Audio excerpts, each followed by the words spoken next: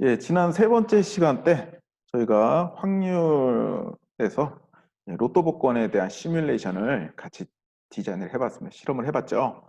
그래서 이제 확률 부분에 있어서 이제 한 가지를 더 할 건데요.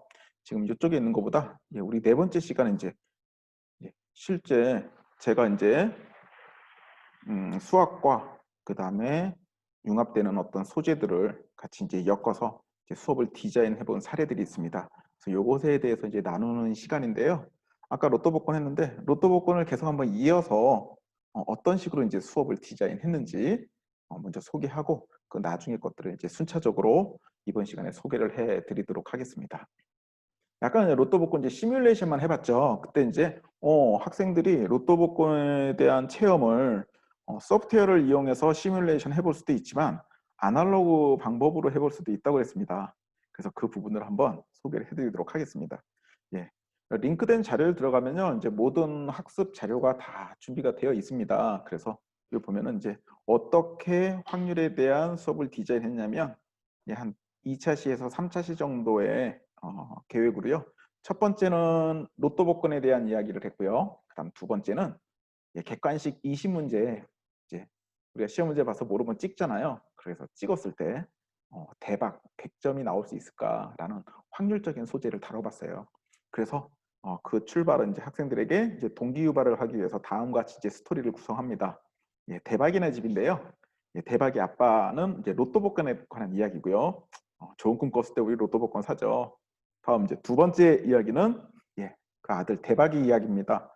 그래서 얼마 전에 이제 각 학교별로 지필 평가를 받잖아요. 공부를 하나도 안 했을 때 찍을 때 어때요? 그래도 맞았으면 좋겠다라는 마음으로 찍죠. 근데 요즘 아이들은 그렇진 않죠. 일명 사다리 타기로 같은 번호로 쭉 찍는데 이렇게 찍어서는 절대 100점이 나오지 않습니다. 선생님들은 찍어보신 적이 없으시죠? 네, 찍었을 때 보통 100점을 꿈꾸려면 어떤 식으로 저기 한 선생님, 신기루 선생님은 찍어보셨나 보다. 도리도리 하셨습니다. 자, 찍을 때 이런 식으로 저희가 좀 찍죠. 이렇게 좀 물결 모양으로 이렇게 찍다가 한 번쯤은 같은 번호 한 두세 개 나와주는 센스. 뭐 그런 것들. 그렇게 저는 중학교 때 찍었던 기억이 있습니다. 어쨌건 이렇게 동기유발을 하면서 기본적인 확률에 대한 개념을 좀 심어주고요. 뭐 수학적 확률과 통계적 확률이라는 거, 그리고 이 둘의 관계를 주사위 던지는 게임으로 먼저 좀 개념을 좀 잡았습니다. 이 주사위를 던지는 것도 학생들이 직접 던져보게 할 수도 있는 겁니다. 단순히 소프트웨어에만 의존하는 것이 아니라 선생님들이 이따가 수업을 디자인하실 때도요. 직접 학생들이 해볼 수 있는 거면 더 좋습니다. 그럼 주사위를 던졌을 때 수학적 확률과 통계적 확률을 연결짓는 방법은요. 많이 던져봐야 되겠죠. 많이 던져보는데 혼자 많이 던져보면 그만큼 시간이 많이 걸리잖아요. 이럴 때 쓸 수 있는 방법은 뭐예요? 학생들에게 주사위를 나눠주고 어떤 한 학급에 한 2, 30명 있잖아요. 개인별로 100번, 1000번은 할 수 없으니까 개인별로 한 2, 30번씩 시도를 하게 하는 겁니다. 그랬을 때 각각 개인이 20번씩 시도했을 때의 결과와 그 결과를 다 수합을 하는 거죠. 다 수합을 하는 순간 시행의 수가 커지죠. 그랬을 때 얼마나 더 실제의 값에 근사하는지 그렇게 한번 모아서 다 같이 학생들에게 그 결과를 공유하면서 수학적 확률과 통계적 확률에 대한 관계를 학생들이 같이 볼 수 있는 거죠. 이런 식으로 단순히 소프트웨어만 응용하는 것이 아니라 활용하는 것이 아니라 어떻게 내가 더 설계를 하면 학생들이 더 잘 이해를 하고 체감을 할 수 있을까? 이제 그런 것들을 이제 고민하셔야 될 겁니다. 그래서 요 로또 복권도 마찬가지로 이런 방법을 한번 생각을 해본 겁니다. 직접 실험을 하기 전에 학생들이 내가 고르고 내가 번호를 고르고 그것에 대한 당첨 여부를 내가 확인해 봤을 때 더 체감이 더 강하죠. 그래서 이 방법을 먼저 쓰는 게 좋습니다. 그러면 선생님들 한번 이번에는 로또 복권을요. 직접 한번 구매해 보는 한번 실습을 해보도록 하겠습니다. 자, 다시 한번 얘기하지만 로또 복권은 1번부터 45번까지 6개의 숫자를 맞추는 겁니다. 그래서 여러분 선생님들 그 교재에 보면요. 이렇게 워크시트가 있을 거예요. 이렇게 워크시트가 있습니다. 시간상 딱 요거 하나만 하겠습니다. 자, 게임 1, 2, 3, 4, 5. 저희는 5,000원어치 게임을 구매하는 겁니다. 따라서 선생님들 총 5게임의 숫자를 적으셔야 돼요. 게임 1, 6개의 숫자 하나 1,000원어치 구매. 다음 게임 2 지금 적으세요. 그 다음에 게임 2 6개의 숫자 1번부터 45번까지 같은 방법으로 게임 3, 4, 5 하나의 게임에 6개의 숫자를 적을 때는 같은 번호가 나오면 안 되죠. 45개의 숫자 중에 서로 다른. 예. 다음 게임 2도 마찬가지죠. 하지만 게임 1에 15라는 숫자를 선택했을 때 게임 2에 15가 들어갈 수는 있겠죠. 예, 그런 게임의 규칙을 생각하셔서 총 5,000원어치 구매를 지금 시작을 합니다.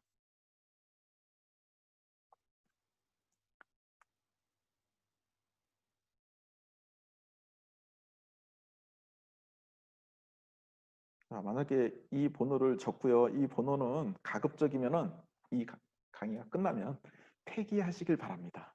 왜 폐기를 해야 되냐면요. 이거 이번 주말에 구매 안 하시고 이 번호 그대로 갖고 기억하고 계시다가 이번 주에 만약에 당첨 번호가 이게 딱 나오면 정서적으로 굉장히 안 좋습니다. 그냥 폐기하시기 바랍니다.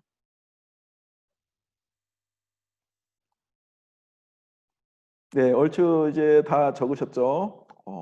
몇 분의 선생님은 굉장히 정성스럽게 지금 번호를 적으시는 표정이 엿보입니다. 예, 지성이면 감천이라고 그래야 당첨됩니다. 네. 자, 그러면은 이제 추첨을 시작합니다. 추첨 어떻게 하면 될까요? 학생들하고 수업할 때요. 예. 요 게임은 학생들도 재밌지만, 예, 사실은 선생님이 더 재밌는 게임입니다. 예. 당첨 번호는 제가 부르면 되는 거죠. 제 마음대로. 예, 그러면은 이제 자, 전부 다 5게임 하셨죠? 5,000원어치 구매하신 겁니다. 따라서 지금 여기 선생님 약 25분 정도 계시니까는 지금 12만 5천 원 정도 지금 저희가 투자를 하고 있는 겁니다. 자, 그래서 당첨 번호를 불러드리겠습니다. 11, 29, 40, 3, 예, 맞은 숫자에 동그라미 치시면 됩니다. 36,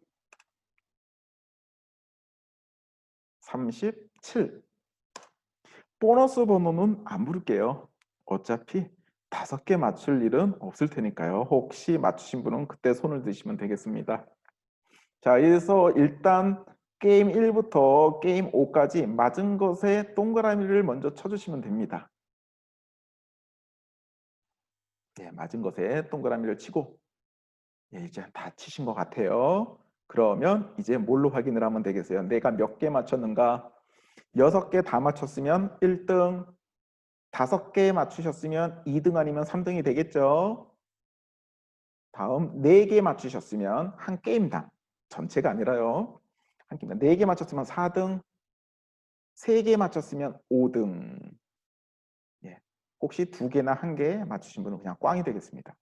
자, 한번 옆에 기록을 해보시고 자, 이제 실제 우리가 이렇게 5,000원어치 가상 구매를 했을 때 선생님들의 당첨 여부를 한번 확인해 보겠습니다. 혹시 1, 2, 3등 중에 기적 같은 일이 벌어지는 선생님 없으시죠? 그래서 이제 4등부터 알아볼게요. 4등. 나는 4개의 당첨 번호를 맞춰서 4등에 당첨이 됐다라는 선생님 한번 이렇게 손 들어보시겠어요? 네, 그냥 웃지요. 안 계십니다. 그럼 이제 5등, 5등은 있을 법합니다. 혹시 5등 있으신 분? 5등. 아, 네. 오이경 선생님 한 분 축하드립니다. 예. 이번 주 한번 로또 복권 한번 사보세요. 혹시 또 아십니까? 예, 이렇게 학생들이 체험을 해볼 수 있어요. 그래서 먼저 소프트웨어로 가상 시뮬레이션을 돌리기 전에 이렇게 체험을 먼저 해보는 게 훨씬 더 체감적으로 느낌이 옵니다. 다음 또 하나 해볼게요. 이거 근데 학생들하고 하면요. 학생들 계속 하자고 그래요. 다음 시간에. 예, 재밌습니다. 자, 이번에는요. 예, 대박이 체험을 해봐야겠죠. 예, 방금은 이제 대박이 아빠 체험을 해본 거고 이제 대박이 체험은 시험 공부를 하나도 안 했어요. 그러면 찍어야죠. 예, 그래서 한번 저희가 찍어보겠습니다. 여기에 계신 선생님들은 뭐 전부 다 엘리트시기 때문에 그런 경험이 없으실 걸로 압니다. 그래서 아마 처음 경험해 보시는 그런 상황이 아닐까 생각이 들어요. 자, 오지선다형입니다. 보기가 5개인 오지선다형 20문제. 1번부터 20번까지 교과는 수학 탐구로 하겠습니다. 수학 탐구 20문제를 선생님들께서 지금 풀으시면 되겠습니다. 시험지는 없어요. 그냥 정답만 찍으시면 됩니다. 1번에 5번, 뭐 2번에 3번 이렇게 20번까지 20문제를 모두 찍습니다. 자, 한번 지금 찍어 보십시오. 자, 찍으면서 들으시면 이제 학생들은 여기서 그냥 단순히 그냥 재미만 맛보는 게 아니라 한 문제를 맞출 확률이 5분의 1이죠. 그리고 전체가 20문제, 기대값을 생각해 볼 수 있죠. 그래서 기대값은 평균 4문제가 되겠습니다. 따라서 선생님들도 채점하셨을 때 4문제보다 더 맞춘 선생님들은 상대적으로 운이 좋았던 거고요. 그 다음에 4문제보다 적게 맞춘 선생님들은 상대적으로 운이 나쁜 경우가 되겠죠. 그리고 더 나아가서 이따가는 100점의 가능성이 얼마나 되는지 확률적으로 계산해 보도록 하겠습니다. 벌써 다 푸셨어요? 역시 대단하십니다. 자, 그러면 지금부터 채점을 하고 교과 우수상을 뽑겠습니다. 교과 우수상. 마음 같아서는 이게 선생님들이 훨씬 더 이제 스릴을 갖게 하려면 여기서 조금 제일 높은 점수를 맞은 선생님 보고서 점수 딱 만점 드리고 싶은데 그럴까요? 예, 제 마음은 그렇다는 겁니다. 자, 그러면은 정답을 발표하겠습니다. 자, 정답 5개씩 끊어서 할게요. 5개씩. 1, 5, 4, 4, 3 2, 4, 2, 4, 5 5, 1, 1, 3, 2 4, 2, 3, 1, 5 참담하시죠? 이런 점수 처음입니다. 다 채점해 보세요. 자, 기대값은 4문제였는데요. 그럼 4문제부터 한번 조사를 해보도록 하겠습니다. 다 채점이 끝나셨죠? 자, 4문제 이상 맞추신 선생님, 운이 좋은 선생님들, 꽤 많이 있으십니다. 자, 5문제 이상 남아주세요. 5문제 이상. 네, 1분, 2분, 3분, 4분, 5분 아직 꽤 계셔요. 6문제 이상, 6문제 이상. 오, 어제보다 훨씬 더 선생님들 많이 계십니다. 다음 7문제 이상 35점. 7문제 이상 1분, 2분, 3분 계십니다. 8문제 이상 40점. 와, 다 내리셨어요? 김명지 선생님 내리셨어요? 35점까지네요. 공동으로 3분. 교과 우수상입니다. 축하드립니다.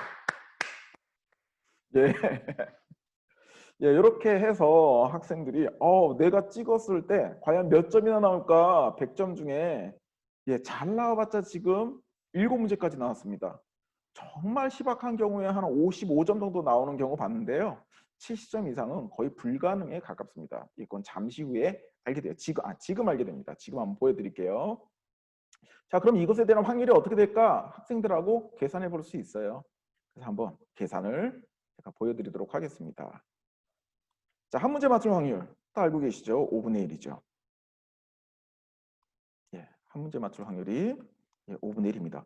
2문제 연속으로 맞출 확률, 여기서 이제 고배 법칙의 설명이 들어갈 수 있죠. 제곱. 그럼 20문제 맞출 확률은 5분의 1에 20제곱이 되겠죠. 자, 5분의 1에 20제곱 한번 실행해 볼까요? 이렇게 답이 나옵니다. 여기서 확률적인 부분도 이제 학생들에게 설명이 가능하지만 이 값 딱 보는 순간에 이 값 느낌 오십니까? 안 오죠.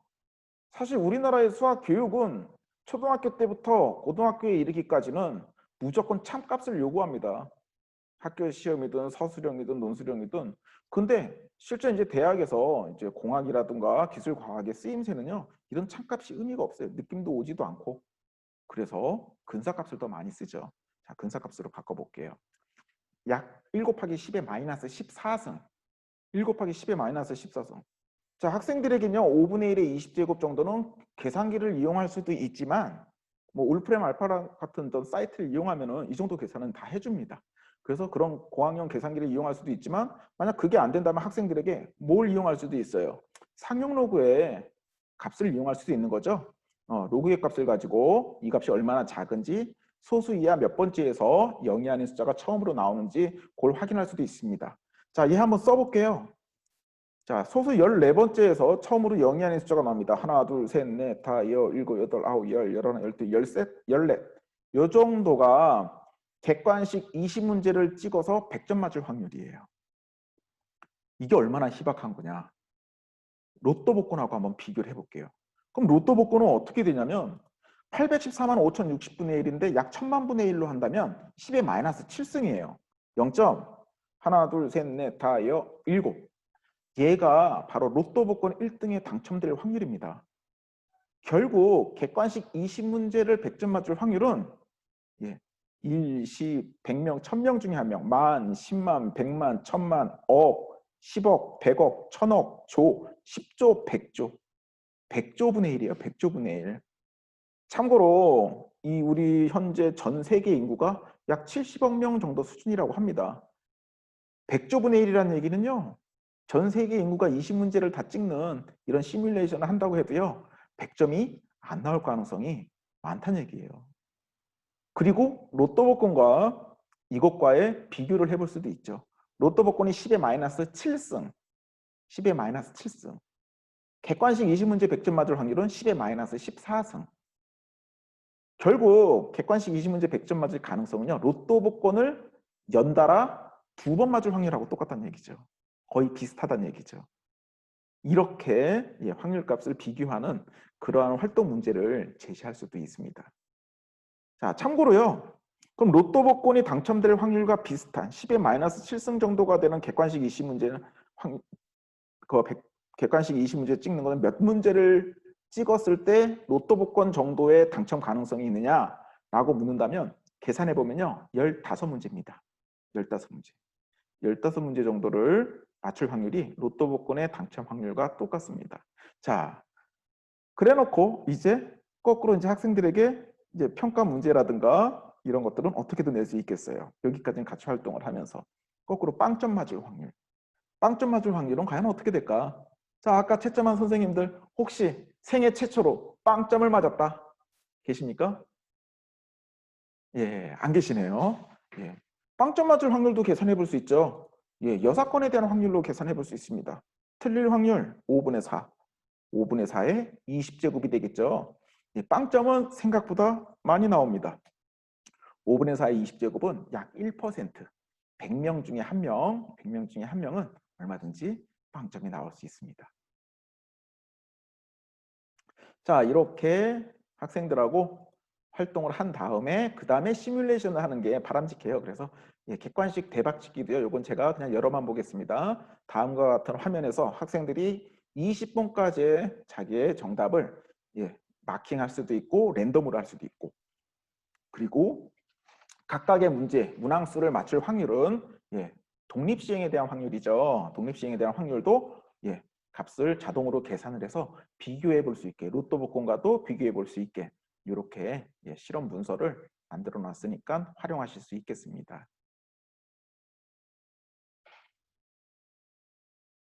자, 그렇게 활용을 하신 다음에 아까 이제 설명을 드렸던 것 같아요. 자, 로또 복권이나 객관식 20문제, 특히 이제 로또 복권과 관련된 교육 활동 자료는요.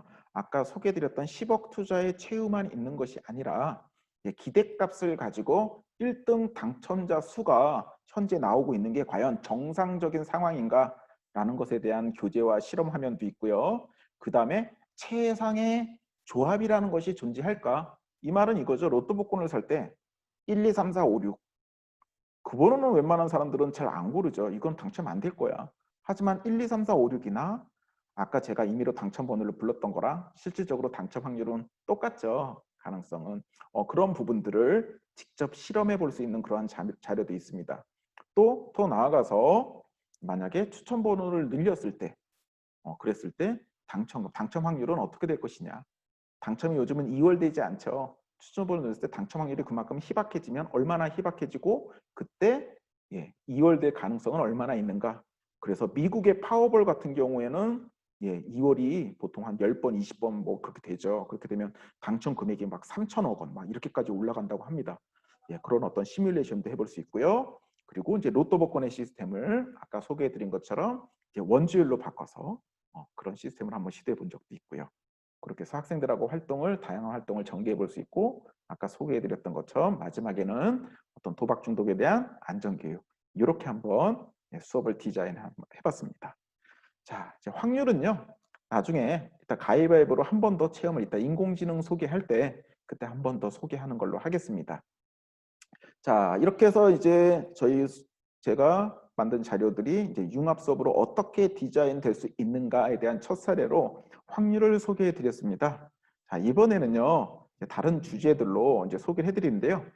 저 같은 경우에는 정규 교과 시간에 수업을 활용하는 경우도 있지만, 저희 학교는 매년 1년에 한 번 정도씩 공개 강좌를 개최를 합니다. 그래서 이제 융합 수업이라고 해서 주로 그 주제는 그 당해년도에 사회적인 이슈가 됐던 그러한 것들을 주제로 해서 수학으로 이 사회적 현상을 어떻게 재해석할 수 있는가라는 것을 좀 교과와 연관짓고, 또 교과의 내용을 약간 벗어나더라도 수학으로 우리가 이 사회적 현상을 어떻게 바라볼 수 있는가라는 것을 공개 강좌로 진행을 하고 있습니다.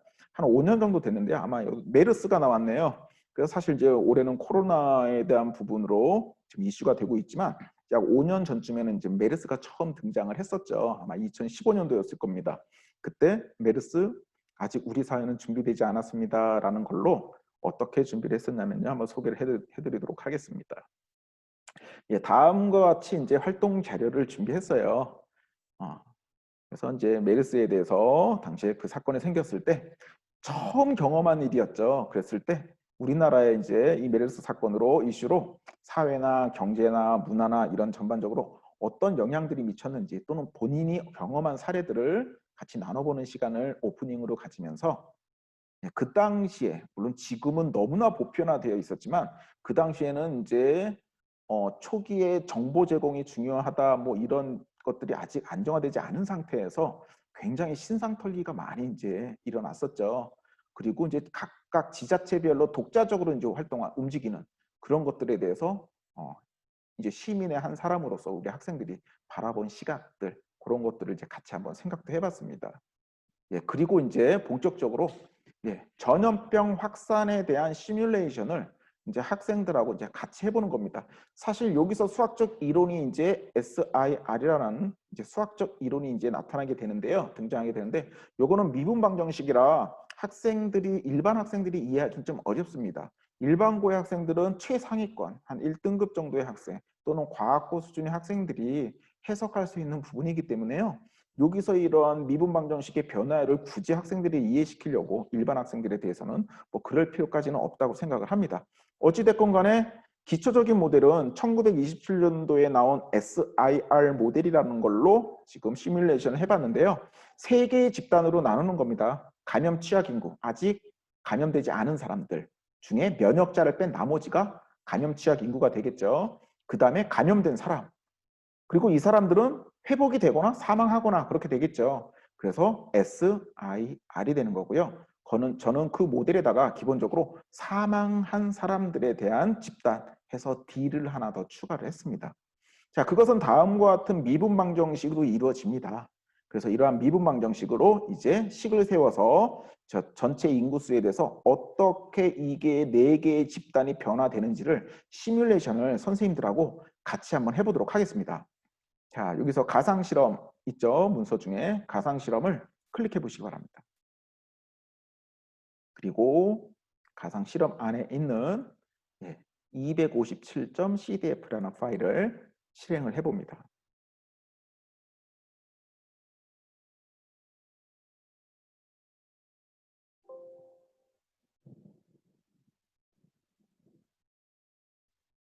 다음과 같이 다이나믹 버튼을 눌러주시고요. 활성화가 되죠? 활성화가 되면 사용하는 방법을 한번 보겠습니다. 여기도 역시 마찬가지로 조작이 직관적이에요. 첫 번째, 치사율입니다. 몇 퍼센트 치사율을 갖고 있는가? 보통 이번에 코로나 같은 경우에는 약 3%에서 5%, 메르스는 한 15%에서 20%. 가장 지금까지 나온 바이러스 중에서 좀 치사율이 높았던 것은 그래도 에볼라 정도 한 40% 정도, 0.4. 그 정도로 알고 있습니다. 자, 여기서는 4개의 집단이 있는데 취약 인구가 파란색, 감염 인구는 빨간색, 회복 인구 초록색, 마지막 사망 인구 그레이로 되어 있고요. 자, 이 분포 곡선에 영향을 미치는 것은 치사율, 그리고 감염 기간, 며칠 동안 감염이 됐다가 회복되느냐, 회복되다가 또는 살았느냐, 그거고요. 가장 영향을 많이 미치는 건 당연히 접촉 횟수일 겁니다. 여기서의 접촉 횟수는요, 1인당 인구 1명이 주어진 감염 기간 15일 동안 몇 명을 접촉하냐 이거예요. 하루 동안이 아니라. 즉 여기에 15가 들어갔다는 얘기는 15일 동안 15명을 접촉했다는 얘기입니다. 즉 하루에 1명. 그럼 보통 하루에 1명은 사실 현실적이지 못하죠. 그래서 여기에 접촉 횟수를 한번 늘려보세요. 만약에 30명이 되면 하루에 2명씩 접촉했다는 얘기죠. 자, 보다시피 접촉 횟수를 늘렸다 줄였다 해보십시오. 늘렸다 줄였다. 접촉 횟수가 늘어나면 늘어날수록 어떤 특징이 있습니까? 이 곡선들이 이 4개의 곡선, 특히 감염 인구와 취약 인구에 대한 곡선이 보세요. 이 곡선이 Y축에 점점 밀착되는 현상을 보이죠. 이제 그 말은 뭐겠어요? 굉장히 감염이 폭발적으로 증가해서 극대값을 치는 이 순간까지가 짧아진다는 얘기죠. 그 기간이 점점 짧아진다는 얘기입니다. 다음 초기 면역자의 비율, 여기서는 0.4%로 했습니다. 다음 초기 감염자가 몇 명이나 있느냐 비율입니다. 전부 다. 그리고 맨 밑에 있는 거는 그래프를 좀 폭넓게 관찰하기 위해서 만들어 놓은 거고요.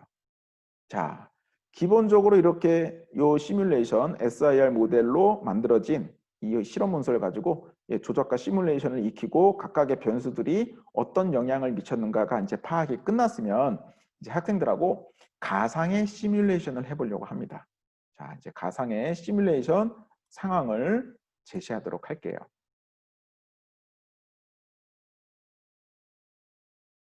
자, 링크된 자료를 들어가면 바로 이렇게 수업에 활용할 수 있도록 파워포인트와 모든 동영상의 링크 이런 것들이 다 준비가 되어 있습니다. 자, 그중에 가상의 시뮬레이션 자료를 이제 이렇게 학생들에게 제시를 합니다. 자, 전 세계 인구 100억 명. 그럼 전체 집단이 이제 100억 명이 되겠죠. 자, 바이러스에 최초 1명이 감염됐습니다. 그 말은 최초의 감염자의 비율은 100억 분의 1, 즉 10의 마이너스 10승이 되겠습니다. 그 다음 말도 안 되는 일이지만 치료제를 개발하는 기간이 최소 100일은 소요될 것으로 보인다. 말도 안 되죠. 근데 이제 이거는 100일 후의 경과를 보자 이 말입니다. 과연 치료제가 개발되기 전 100일까지 우리의 인류의 최종 결과는 어떤 상황이 벌어지는가 그걸 보자는 얘기입니다. 다음 감염 발생 첫날 이후부터는 하루 평균 2명 이상의 사람의 밀접 접촉을 금지한다. 그 말은 하루에 1명까지만 사람들의 접촉을 허용하겠다는 얘기입니다. 이따가 접촉 인구수 때 값을 넣어봐야겠죠. 이 바이러스는 20일 동안 활동하다가 사라진다라고 했습니다. 감염 기간이 20일이 되겠습니다. 그리고 조금 치사율을 높여봤어요. 미래에 이런 일이 벌어질 줄 누가 압니까? 그래서 치사율이 70%. 그리고 초기 면역자, 감염되지 않을 초기 면역자는 전체 인구의 10%. 자, 그럼 이 상황을 한번 같이 입력을 해보도록 하겠습니다. 자, 전부 다 다시 실험 화면에서 한번 선생님들 한번 값을 넣어볼게요. 자, 치사율 70%라고 했습니다. 0.7. 자, 0.7을 놓고 마우스를 바깥으로 한번 클릭하면은 당시 그 설정된 상황에 맞게 그래프가 바뀝니다. 다음, 감염 기간 20일. 20으로 바꿔봅니다. 다시 클릭. 다음, 접촉 횟수. 하루에 1명까지만 접촉을 허용한다. 굉장히 이상적인 시나리오죠. 자, 접촉 횟수 20명. 하루 1명이니까. 다음, 초기 감염자. 최초 1명이 발생했다고 그랬어요. 100억 명 중에 1명. 100억 분의 1이죠. 10의 마이너스 10승. 여기다 입력해도 되는데요. 0.0000 세기 어려워서 제가 여기 탭을 만들어 놨습니다. 10의 마이너스 10승. 그럼 자동으로 입력이 되죠. 10의 마이너스 10승. 다음 초기 면역자. 전 세계 인구의 10%라고 했습니다. 0.1. 다 만들어졌어요. 자, 위에 그래프가 조금 잘리죠? 밑에 그래프 관찰에 Y값을 좀 키우면 전체를 한눈에 볼 수 있습니다. 자, 이것이 바로 아까 제시했던 가상 시나리오에 대한 결과예요. 자, 첫째 날 전체 인구의 한 명만 감염이 된 거죠. 그래서 취약 인구는 여전히 90%고요. 감염 인구 거의 없습니다. 사망 인구 거의 없고요. 자, 이제 시간의 경과에 따라서 이 집단의 비율이 어떻게 발생하는가는 주어진 그래프로도 해석할 수 있고요. 보면은 약 20일 정도까지는 큰 확산세를 보이지 않고 있죠. 이거는 이번에 우리가 일어났던 코로나 상황과 비교해봐도 굉장히 비슷한 패턴입니다. 저희가 1월 20일, 22일에 처음 발생하고 한 2월 중순까지는 하루에 몇 명 안 됐어요. 바로 이런 상태였죠. 그 말은 이게 자연적인 거일 수도 있고요. 우리나라 같은 경우에는 초기 방역이 그 당시엔 잘 되어 있던 것도 있고요. 그러다가 일정한 시간이 되면 폭발적으로 증가를 하죠. 감염 인구가. 감염 인구가 폭발적으로 증가한다는 얘기는 감염에 취약한 사람들은 그만큼 또 줄어들기 마련이죠. 그러다가 폭발적으로 짧은 기간 안에 굉장히 빨리 이게 확산된다는 얘기예요. 그리고 나서 한 40일 정도만 지나면은 이제 완만하게 이제 다시 떨어지죠. 이 그래프만 봐도 벌써 해석이 끝납니다.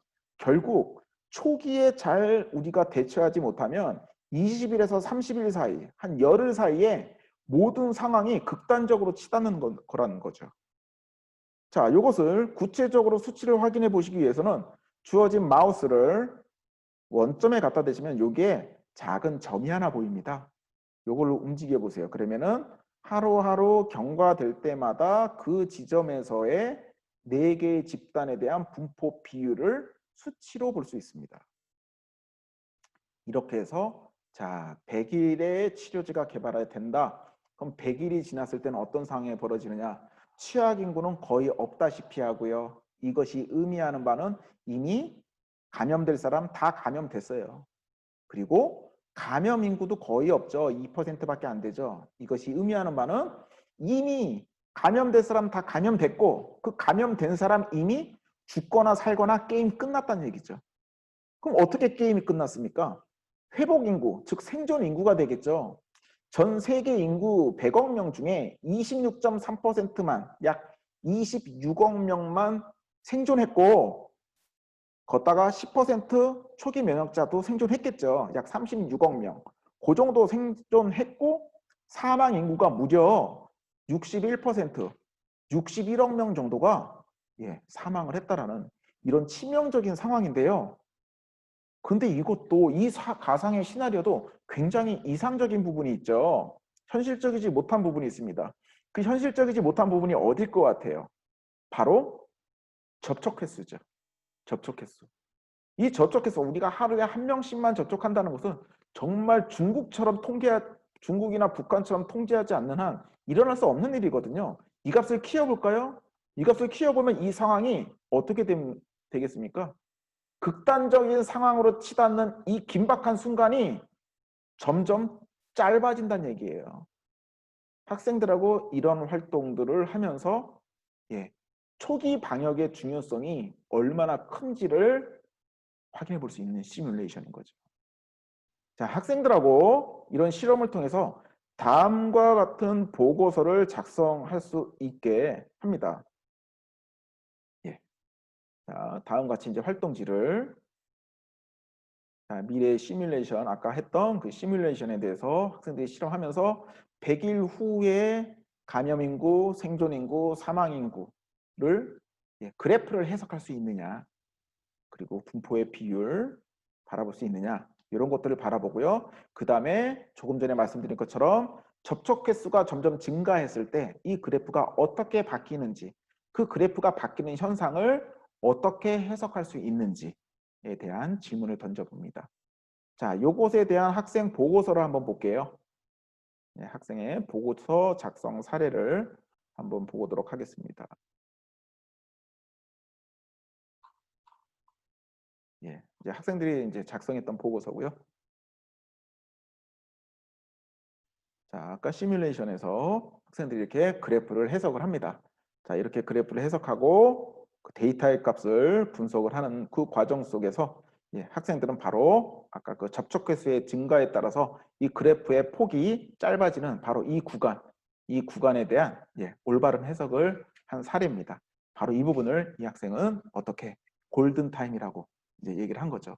그래서 초기 방역이 얼마나 중요한지에 대한 부분을 보고 그 당시에 이런 부분들을 학습을 하면서 마지막으로 역시 뭐 전염병에 대해서 안전교육을 우리 사회가 미래의 질병의 감염으로부터 대처하기 위해서 우리 시민의식, 사회의식 그리고 정부, 방역 어떤 준비를 우리가 해 나가야 되는지 이런 부분을 함께 고민하는 시간을 가졌습니다.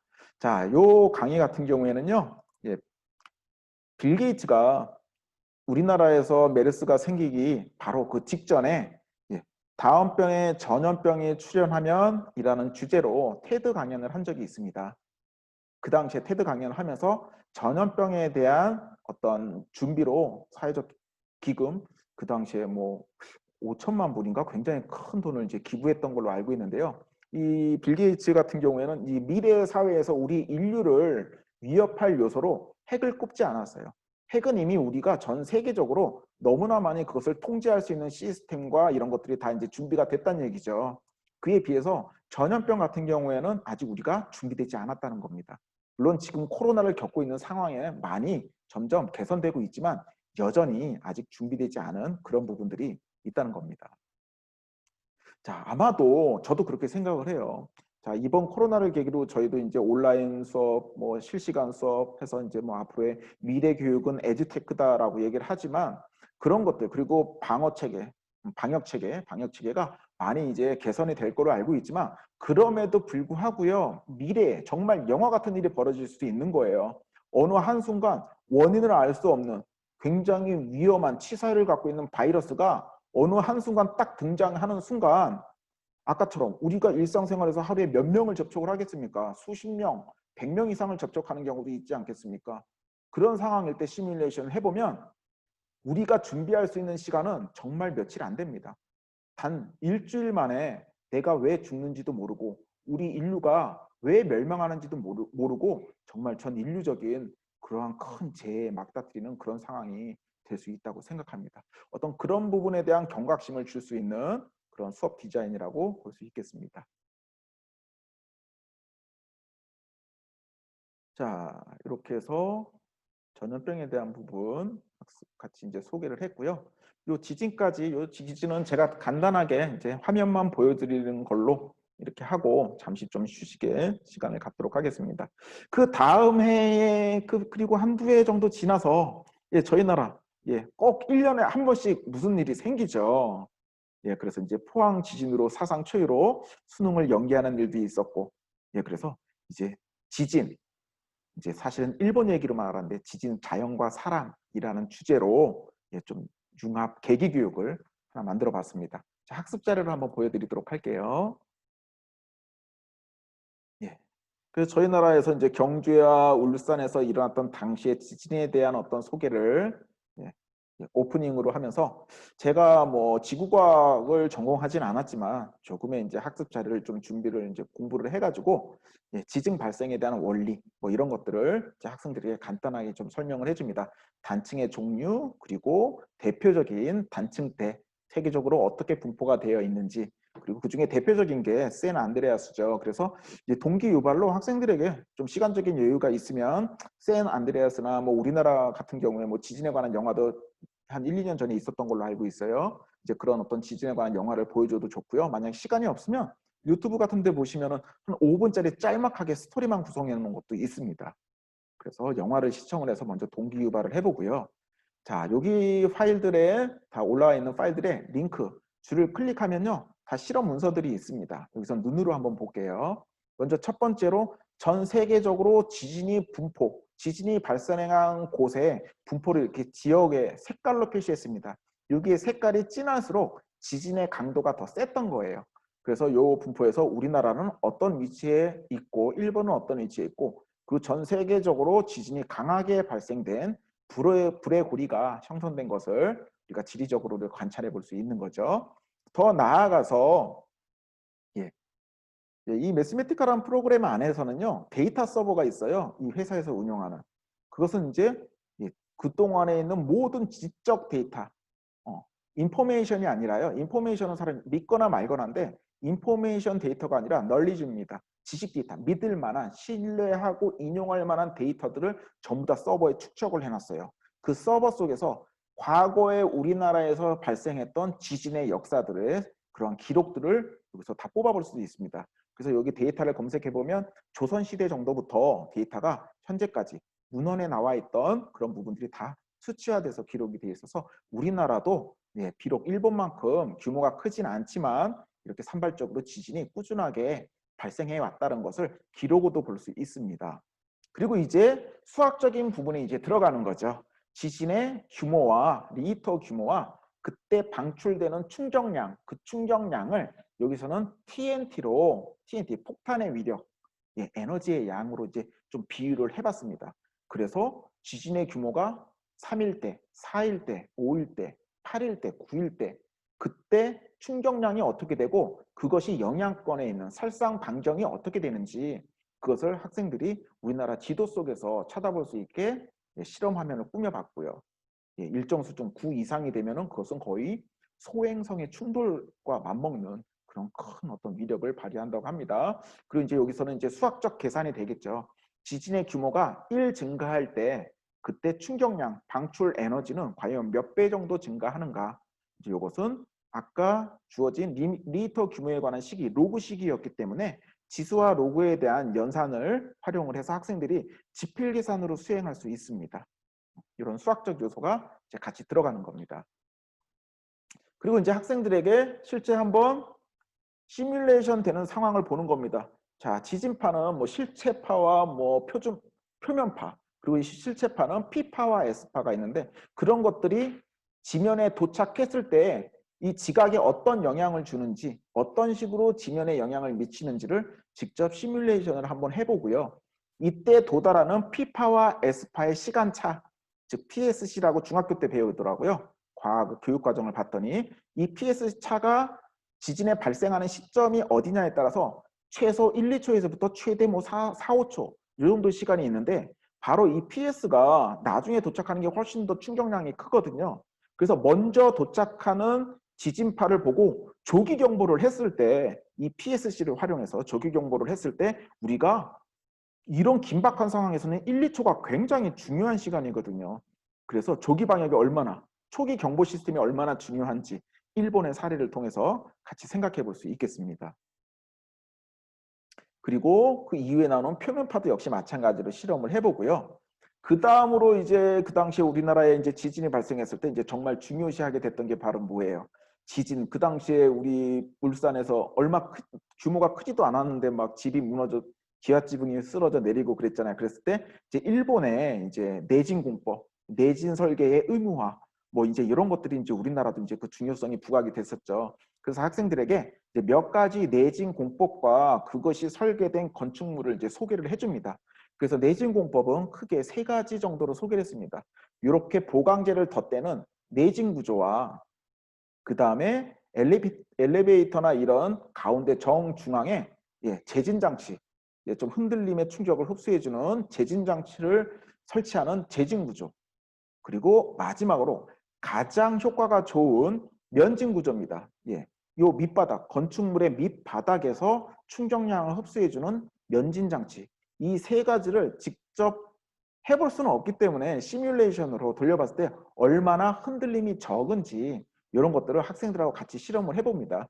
그 중에서 가장 저렴하고 일반 학교에도 지금 설계를 단계적으로 하고 있는 게 내진 구조예요. 그래서 내진 구조만 제가 한번 시뮬레이션으로 보여주도록 하겠습니다.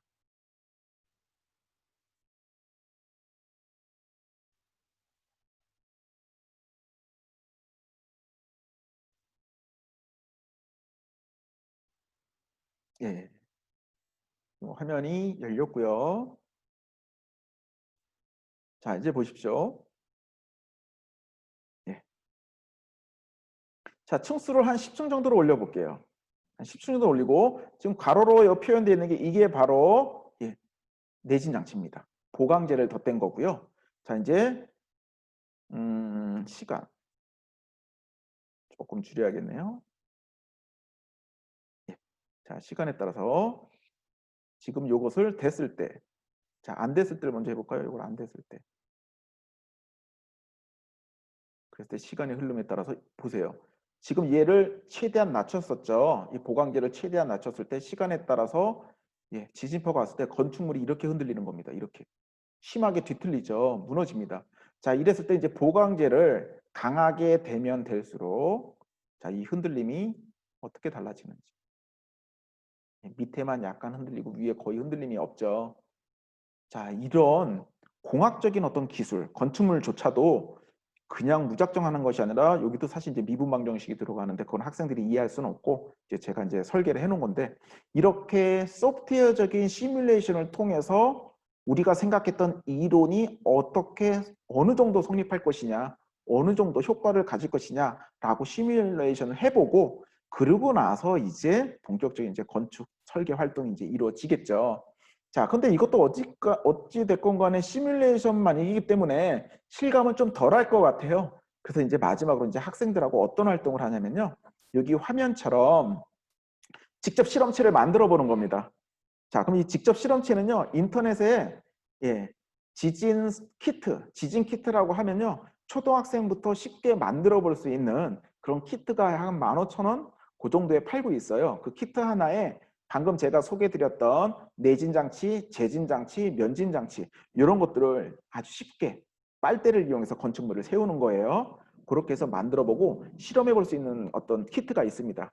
그래서 그걸로 실질적으로 학생들이 해보면 훨씬 더 실감이 납니다. 역시 효과도 있습니다. 자, 이렇게 해서 실질적으로 예, 시뮬레이션 후에 실험체를 같이 한번 만들어 보고요. 그리고 이제 고등학생 정도 됐으니까 이제 정보 탐색을 좀 해봅니다. 과연 우리 집은 내진 설계가 되어 있는가? 그래서 요즘 같은 경우에는요, 우리 집 내진 설계의 설계 유무가 예, 뭐 어디 사이트에 들어가면 나왔다고 하는데 그 당시에는 없어가지고 예, 연도별 우리 아파트가 연도별로 건축된 기간에 따라서 그리고 그 면적에 따라서 내진 설계가 의무화됐는가 안 돼 있는가 그걸 가지고 내진 설계 조사를 직접 해보고 예, 건축물 대장을 뽑아서 연 면적과 전체 면적과 설계 날짜 요걸로 한번 파악을 해보는 그런 정보 탐색의 시간도 가졌고요. 역시 이 계기 교육도 마지막은 안전 교육이겠죠. 어떤 재난이 맞닥뜨렸을 때 그때 어떻게 우리가 안전에 대한 대처를 시민의식을 가져야 되는지를 예, 일본에 대한 사례를 통해서 그런 관련된 동영상 자료가 뭐 나침판이나 이런 안전 자료가 많이 있죠.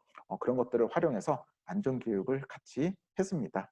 자, 지금 조금 좀 시간이 지났는데요. 자, 잠깐 나머지 이제 한두 개 주제는 이따가 시작하면서 잠깐 보여드리고 보고서 쓰는 시간을 가질 겁니다. 지금 1시 50분이고요. 10분 휴식을 취하시고요. 2시에 보고서 쓰시기 전에 다시 이 자리에 한번 모여서 제가 좀 안내 좀 드리고 그리고 이제 보고서 쓰는 시간을 갖도록 하겠습니다. 10분 쉬었다 2시에 뵙겠습니다.